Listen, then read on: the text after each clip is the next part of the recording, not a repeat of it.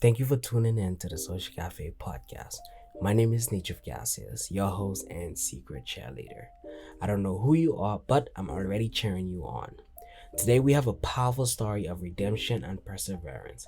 From a life of crime, deportation, poverty, and discrimination within a foreign country to a life of purpose and happiness with two successful businesses. Because this is the first episode, what exactly is this podcast? If you're an entrepreneur, you've been thinking about it, or just generally have some good ideas, this podcast is the spot. We're all too familiar with the struggles, annoyance, and pain of entrepreneurship. Whether that's the idea, the execution, the setbacks, the lack of support, passion, or motivation. Trying to reach that personal success really can be a mess. This podcast is the answer to all that mess. Every episode, we're inviting entrepreneurs from all levels to speak from their personal experience of chasing a dream and overcoming it all. We're committed to providing you with inspiring stories of countless entrepreneurs. Each interview will cover topics such as the struggles and triumphs these individuals had to face in their personal life as well as their businesses. How they learned from those hardships and whether or not continuing down the same path was worth it. If you're looking for advice, strategies, blueprints, tools, and tricks on how to improve yourself or your business, this podcast is right for you. All right, so without further ado, let's get started. So, once again, we have Carlton Casimir with us. I'm talking about an amazing entrepreneur. Started from, I'm not even gonna say it yet. I'm gonna let him explain. Like, his story is absolutely crazy.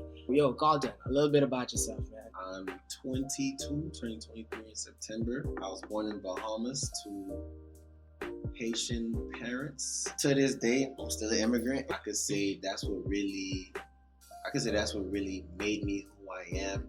It's putting me in that difficult position to make something happen. There's not too many avenues an immigrant could take as far as when it comes to employment or financials and things like that. That's definitely true. I remember when I first came over here, I came literally in the ninth grade. I'm talking about I spent a whole 4 years, no documentation. So no work, no nothing. It's to the point where I couldn't even literally go to college because I didn't have no social for the grant. So I definitely know how that felt, and literally the only way out is entrepreneurship. Yeah, it's crazy. Even with me, like when I first started in school, I've been here all my life though. I came here like 6 months old. But the immigration process is really different depending on how your parents' financials are. The only time I had any type of legal status is when Haiti had that earthquake, and they was offering everybody TPS or things of that sort. But even down the, something happened down the line where I didn't qualify for that. I'll tell you later. Yeah. But me throughout like middle school and beginning of high school, I used to get straight A's. I'm like, this is the only way I'm gonna be able to go to college. And then senior year came, and when I tell you, I qualified for almost every scholarship, but the only thing that took it away was must be a U.S. citizen. Yeah, so, it's crazy because literally my story is almost literally the exact same thing. I'm talking about I graduated top of my class, number one, racked up every award that I can find, and on top of that, there was this thing called College Summit. And College Summit, I'm talking about you're in charge of teaching the students how to get scholarships like Bright Futures, how to sign up for every single thing, bro.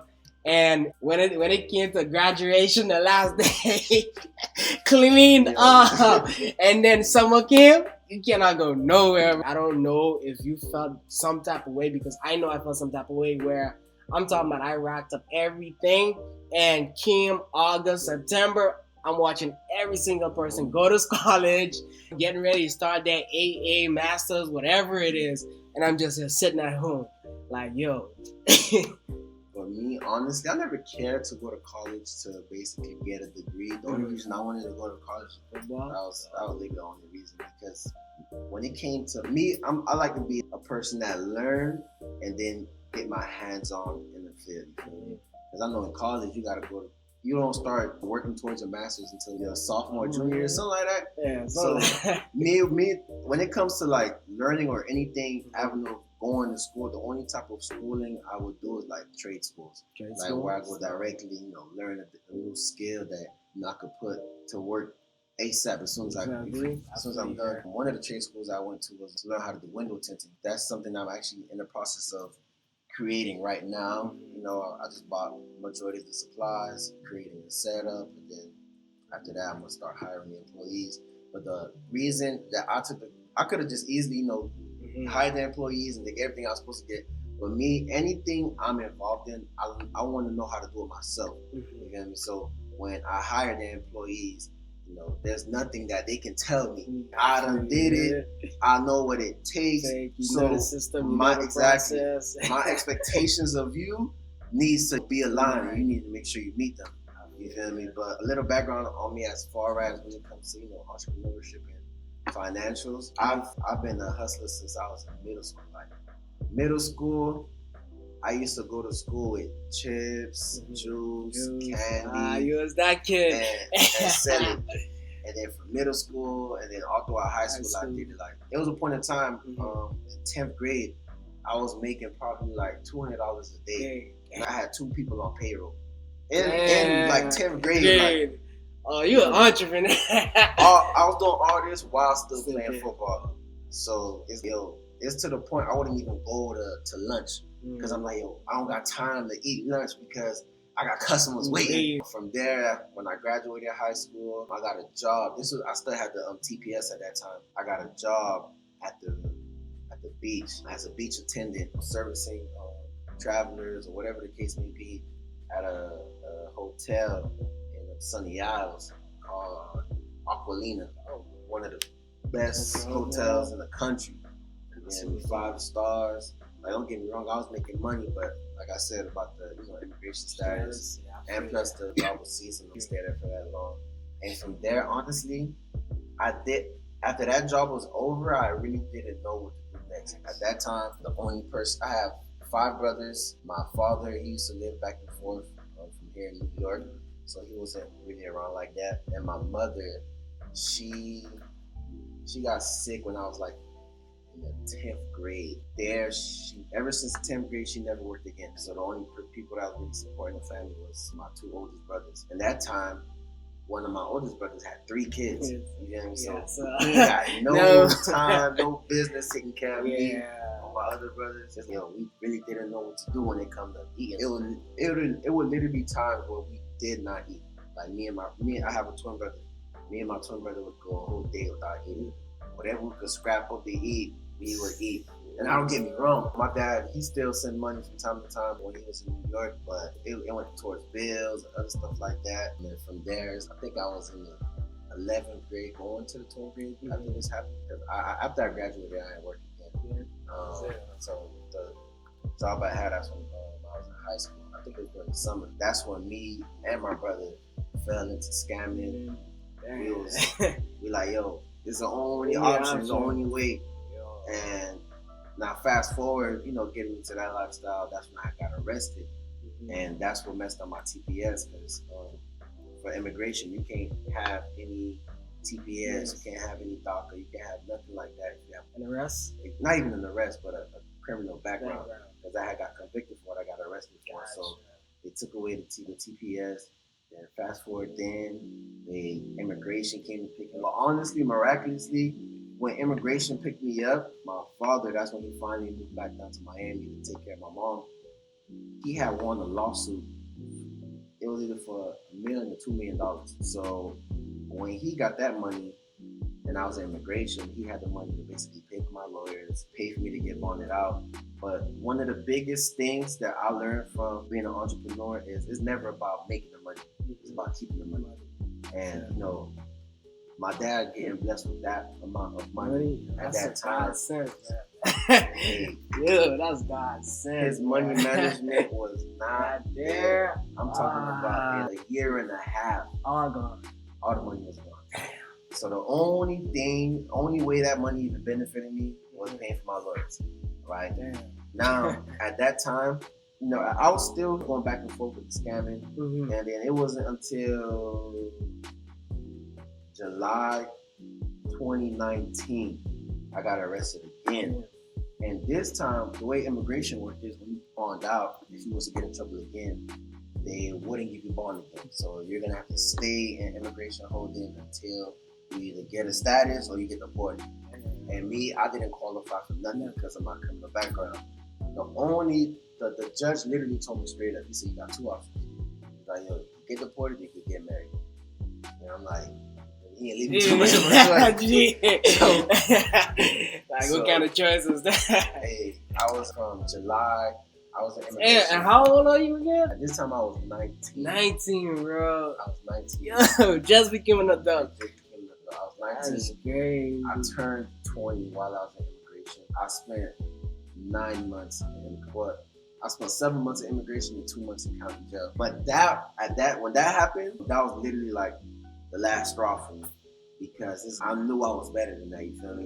And then most importantly, before that even happened, like from middle school and to high school, I was like if you ask anybody that met me, I was probably one of the most devoted Christians we ever met. And it's like, yo, when people heard I got into the things that I got, there's no way. I'm talking about this guy, he ain't cursed. No way. Like, people used to be shocked. But it's like that situation really brought me back to my foundation. And then from there, I'm like, yo, I'm not gonna fall back into doing anything illegal. I ain't doing none of that. Like, I gotta make a way. And at that time, I was working for my brother. My brother have a multi-million-dollar restoration business where they basically fix houses that have water damage or hurricanes, mold, fire, things of that sort. I was working for him at the time, and when I tell you I was slaving, like I'm talking about labor's work. You'll be on the roof from 8 a.m. to about 6. And I don't know what it is about working on the roof, but it's, you like a mile closer to the sun. Like, the sun beating you down. Like, that thing was crazy. You catching the full heat, bro. And I was working, I want to say, 6 days out of the week, sometimes even 7. And I probably was making like, I was making probably 300 a week. And then, now remember I told you about the immigration status. I'm like, yo, me making this, it's not gonna work. What I did was I signed up for Postmates and Uber Eats. I couldn't sign up for Uber because I didn't have a valid license. So I used my wife's face basically to sign up do for Uber Eats and Postmates. So when I would go pick up the food, my wife's name is Nia. So when I go pick up the food and they see it, a girl face and Nia, and I'm like, nah, that's me. I'm here to pick it up. They're like, I would work 8 a.m. to 6 p.m. on the roof or working inside of a house. And as soon as I leave, I go home, shower. I would take my wife's car and then do Uber Eats and Postmates for like from I want to say 10, 11 p.m. Just trying to scrap up everything I can. And then what really changed my life when it came to being an entrepreneur was my wife showed me a business idea to basically buy teeth whitening equipment and rent it out to salons. And I'm like, at this time, were you guys in a house together because you're married? Or? I was still living with my parents. I have afforded no house. But she showed me that, I'm like, I can either do that or I could just provide the service myself. So from there, I bought the teeth whitening equipment. I learned how to do teeth whitening from YouTube. And my brother had an office. He had an office on the space. But it was more so of a suite. Because you walk into it, and as soon as you walk into it, it's 6 different office spaces, and he owned all of them. I would rent it out one from him, and that's why I put the teeth whitening equipment. But before I even did that, I didn't even have enough money to do all of that. So I took out a loan. I took out a $2,000 loan from a friend, and I told him, yo, I'm gonna pay you back. I think I told him I'm gonna pay him back $4,000 in 2 months. Now, me giving him that, let's put a time on your back. me giving him that, basically that interest rate, it was based off the researching I did off of cosmetics in general. I realized that how much money women spend just a year just on cosmetics and anything to make them look better. So honestly, when I did this, it was solely based for women. Like, yo, that's gonna be my target audience. That's what I'm going after because I know they're the ones that's gonna spend all the money. When you first started, like when you're learning basically how to build a persona, learning how to actually know who your target audience is, was this something you already learned from maybe a prior school or something during the hustle? Because you never think about who's your audience, how you gonna market it, how far, the budget, anything like that. So how did you learn those type of things? Honestly, it came from prior knowledge from doing, selling chips like I told you. And then I learned even more when I started researching and YouTubing things like, how to write a business plan or things of that sort. And then I also had my brother that I was doing his restoration things and teaching me different things about business and basically how to have a target audience, how to put the product in their face and different things like that. Once my friend gave me that loan, I did everything I had to do. Made an Instagram. I started, the first target was, friends and family. And from there, it just spread it through word of mouth and just repost and reshare and everything on social media. And honestly, from there, business is booming. I paid my friend back. And honestly, the money I was supposed to pay him back, I made it way before I was even supposed to pay him back. But one thing my brother taught me is like, whenever you take out a loan, you don't have no money.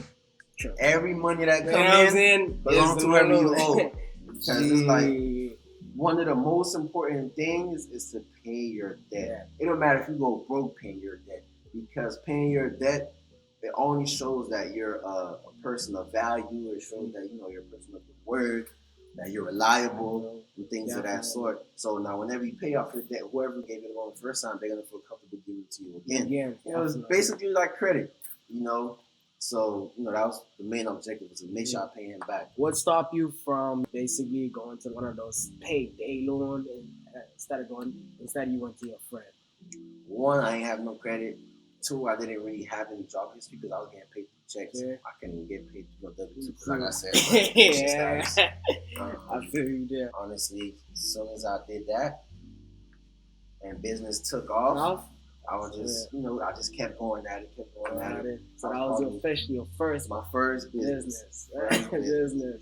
I want to say I was making between $3,000 to $5,000 a month, which is pretty good compared to where I came from, making $300 to $500 a week. And then from there, I started the business in July 2019.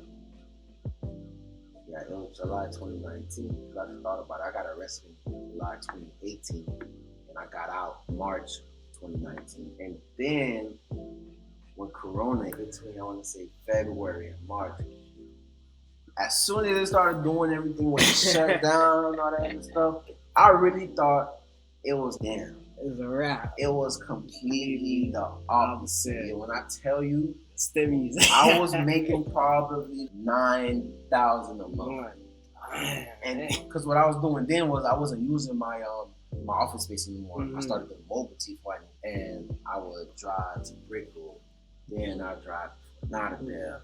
Now I do all this in one day, and I was working Monday to Saturday. Only off days I had was Sunday, honestly. And then let's go. From there, once I started making so much money off doing that, that's when I'm like, okay, what's next? What I wanted to do was I wanted to start flipping cars. So I bought a car off the auction. It was a terrible buy.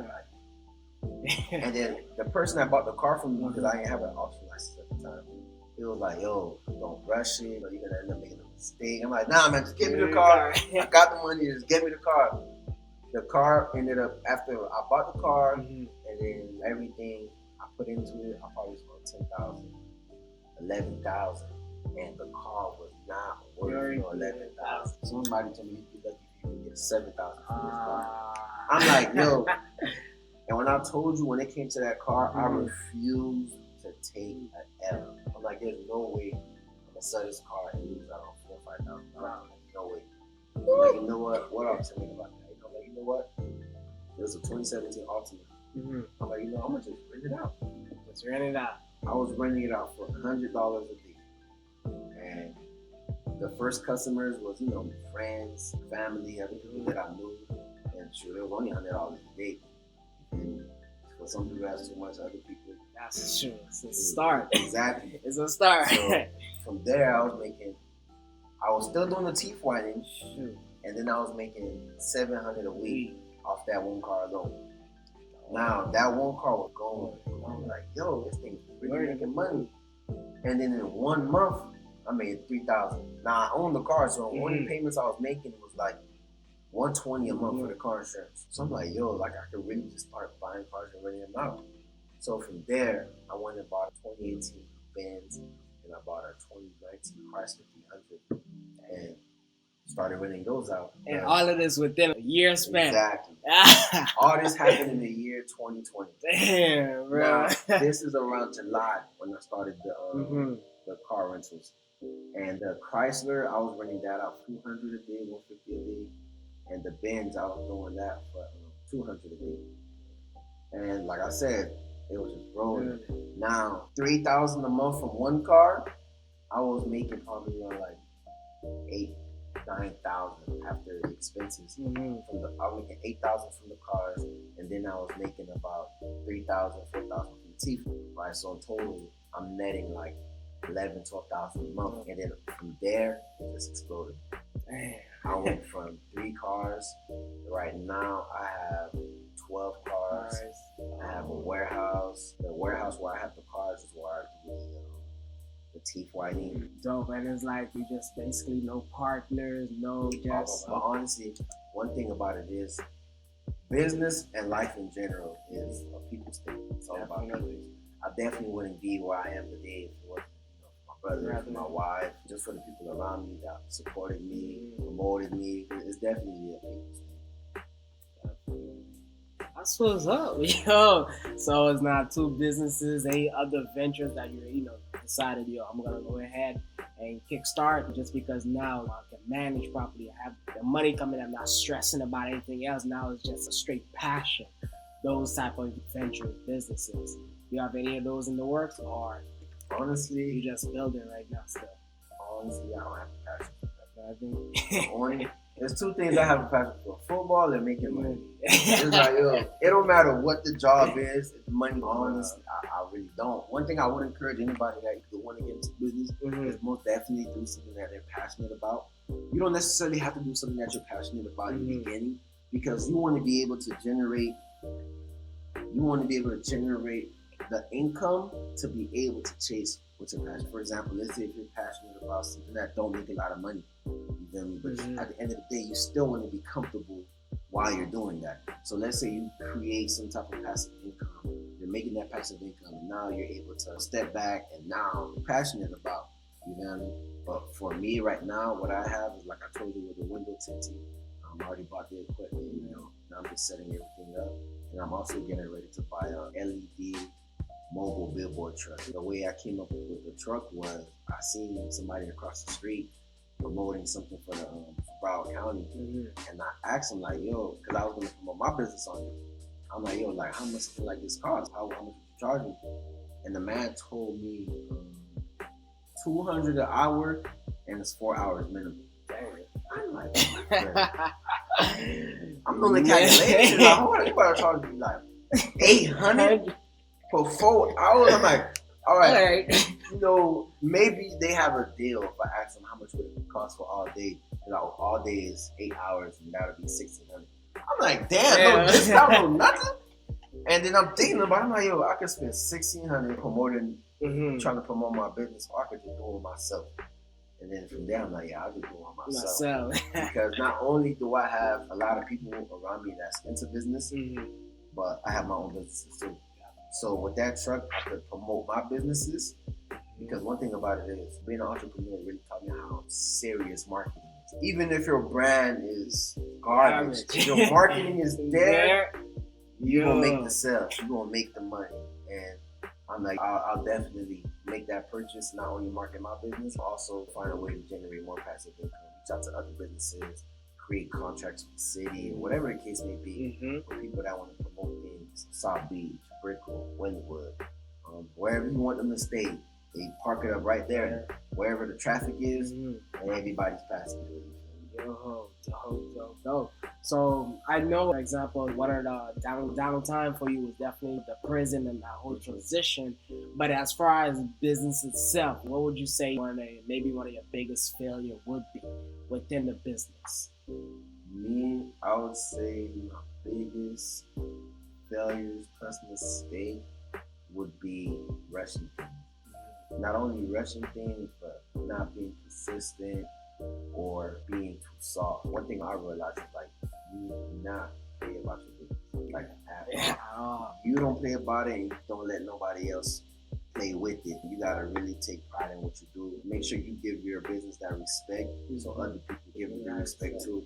And as far as into rushing things, I could say when it came to doing certain things, I didn't really take the time to plan and make sure that I'm making the right move, cross my thoughts, and make sure I'm doing everything I'm supposed to do. Think about the risk factors, the pros, the cons. I was just ready to jump into it and try to make money, and I could definitely say that's what hindered me the most when it came to elevating in the business world. That's dope, yo. I think one of the things that I see a lot of people I miss a little bit is that honestly, you literally can make a business out of anything. Because take for example the truck and advertisement billboard, where basically it's just something that you saw that your business actually needed, but because your business needed, I'm gonna buy the truck. I will advertise my business on it now, but I can also now advertise somebody else's business for the same fee the guy was paying me. And that right there actually just turned into a business on its own. There's a business basically in everything that you do. It's just that you literally have to pull it out of it. Literally, even, look at copywriting. What is it? It's just you writing somebody's copy, essay, whatever it is in your spare time. And that right there can literally turn into a full-blown business. And to bring it all the way back to, let's just say, to high schoolers, literally just giving your friend a spare chip for 50 cents, boom, that turned into like a little selling merch shop right there. Just you going around selling it to your friends, etc. and stuff like that. Literally, even for when I'm doing marketing, I had a case where basically I was paying this website literally like $45 per month just to send a couple of texts, like a maximum like 200 texts per week. And I'm looking at it, I'm like, bro, I can build this platform. So why I'm paying all this money? And immediately when I started building this platform, I started using it for like way lower because the server and stuff like that, it didn't take much to get up. And then eventually I was able to actually let other people use that for a fee. So it's just about actually seeing something and seeing how you can basically profit out of it. Because in reality, all of businesses is just you provide value in exchange for value. Literally, that's it. That's literally all it is. You get me? Honestly, when it comes to making money and making money is the easiest thing ever. Like even homeless ask for money. When it's not really about making money, it's about knowing how to manage money. So that's what really separates people that makes money, and then there's the people that really have money. You feel me? So at the end of the day, it's a longevity thing. You can have it for the longest. You feel me? Because they even have documentaries of people making it to the league and they go broke. All because of making millions. Exactly. Poor money management. And you even have Kanye West when he was in debt. Yeah. So it's really not about. It's really not about. Definitely, I wouldn't say how much money, but at an extent, it don't really matter. Like for example, I could make $1 million a year, but I not only have time, but I also manage it to where I probably net like $800,000. Now you have somebody else that makes $2 million a year, but they're living a lifestyle that's too much. They rarely have time, and they're netting only probably about $700,000. You feel me? So it's like, who's really winning in that situation? You feel me? Definitely. What's your typical schedule look like? Honestly, now, I'm home every day. Every day? I don't even do nothing. I literally run my business from my cameras. I just log on my phone, make sure my employees doing what they're supposed to be doing, make sure everything is on point, and that's it. I probably, majority of the time stay home watch Netflix. Really? But that's what me staying home is what it's giving me the time to get onto my next business venture. And from there, I'm like automate that business too, and then just keep going from there. Keep going. That's what's up. When you first started, any books you really dive into that you followed like to the T, anything like that? It was one book was what it was, Rich Dad Poor Dad. The classic. Another book was Think and Grow Rich. Yeah. I don't remember. I know one is Robert Kiyosaki for Rich Dad Poor Dad. Think and Grow Rich. Forgot who, but I know for sure. I can't remember the name. Okay. It was another book I read. I forgot the name. I think it was something to do with Babylon. Oh, The Richest Man of Babylon. Richest Man of Babylon. Yeah. That's what it was. I read that one too. What else I read? It was a marketing book. I think it was like how to sell to anyone, something or how to talk to anyone. It was something like that. But I would say that the number one books that I would be interested in reading is books on how to speak to people, because communication is key. If you really know how to speak to people, you can sell anything. And money management, that's what Richest Man in Babylon already taught you. How to invest a portion, save a portion, and then spend a portion. That was the books I really focused on. And then honestly, another book that people don't realize have a lot of business material is the Bible. The Bible has so many principles that it teaches you on how to manage money, on how to manage a business, how to sow, to make sure you read. And literally, a lot of these books, what they do is they take principles from the Bible and they socialize it. They use, regular societal terms that you'll understand, the things of that. So that's all they really do. But the Bible, Proverbs, what is the Solomon, I think it was. What is the book that taught about business that I've seen? I know that the things like 4-hour work week and stuff like that. Actually, there's a book I'm trying to remember right now. It is literally from the Bible. I'll just skip it for now. I'll probably remember it later on. It's literally pulling everything from the Bible and show you basically how to grow a business. So definitely the Bible, bro. Once you start really diving deep into it, it's literally a blueprint for a successful business. It really is. That's dope. You don't sleep on that one right there. Listen. Alright, that's what's up, bro. Alright, actually my last question I actually want to ask is, what are you looking forward to right now? You're sad, you're chilling, you're basically now you're basically an investor now. So that's pretty much what role you're taking on. What are you looking forward to in the next, let's just say 10 years? Right now, I have a child on the way. So, congratulations, bro. And honestly, I want to be I'm not the type of person where he's like the richest man in the world, but obviously I want to be able to enjoy myself whenever I want. You feel what I mean? And not only that, I want to be able to have enough time, not even have as much time to devote myself to ministry, to God, things of that sort.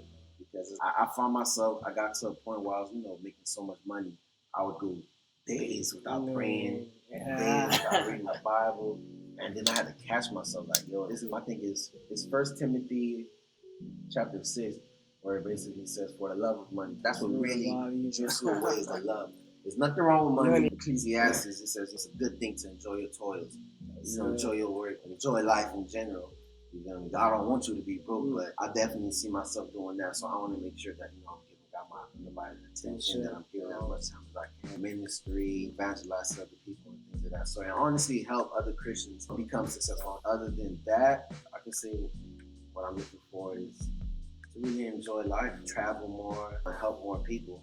One thing I got into is helping people invest. I would literally make no money from it at all. Like, you would come to me, tell me how much money you have, and I would tell you, okay, this is a good avenue for you to take. This is someone looking for an investor. This is how much money you can make. And from 2021, I've helped people make over $50,000 from passive income. Just putting their money somewhere, letting it grow, and receiving it right back. And even some of my friends, I'm like, you know what? Hey, I'll do you a favor. Give me 10,000. Give me 20,000. You feel me? Mm-hmm. I'll invest in some of my business and make the money back, and I'll give interest on top of that money. You feel me? To help them generate some type of passive income. I definitely want to look forward, into doing that more often, and that's about it. That's what's up. The story was absolutely crazy, bro. Because to come from that, I'm talking about literally, there was no doors open, and in some way, somehow, you managed to literally build your own door and made literally a step through that. And that's the type of story, you get me? Although you would hear bits of it, but nobody ever really sat down and actually explained how they were able to make it through. Some people out there, they make up all type of stories or whatever just so they can sell you on some stupid course or whatever it may be. Instead of actually just, literally sitting down, breaking it down, telling you the step by step how you were actually able to make it out and actually inspiring somebody else. So, I appreciate it so much for actually being able to take the time, sharing the story with us, bro. And if you had something to say to basically the people right now struggling with no way out, same situation, they just migrate to the country, or they ain't even just migrated, what would you say to them who, for example, feel like there's no more vision, there's no more path? For that, anybody that's looking to start something, the first thing that I would tell them is to start. You miss 100% of the shots if you don't take. So, that's one of the biggest things that keep people at the same level they're at. Procrastination. They have a plan, but they're too scared to start. People fail all the time. And it's better to fail trying to do something than not try it at all. Because once you fail, you learn from it, whatever the case may be. You feel me? That's the way it is, bro. A lot of people fall into that easy money, fast money trap. Where in reality, it's fast money for a reason. It's gonna go fast. Exactly. It's not gonna be around for too long. So honestly, I made way more money legally than I've ever made. That's it. And the thing about legal money is, it's a long-term thing to stock up, whereas illegally, it gotta go as soon as it comes in. So, appreciate it so much for coming on today's show. This is literally our very first podcast, so I'm excited to be kicking it off. With a legend, bro. Kicking it off strong, bro. Appreciate you so much, bro. Thank you guys so much for tuning in. It was an absolute pleasure getting to record this episode. This is what this podcast is all about. Getting to hear these amazing stories and learning directly from those who overcome these hardships you might currently be going through. If you want to learn more about Mr. Carlton, I definitely recommend giving him a follow on Instagram at Dinero Bolo. That's DINEROBOYLO. And if you've enjoyed this episode, go ahead and give us a follow at The Social Cafe with an S at the end on Instagram. See you guys next week. Love you. Cheers.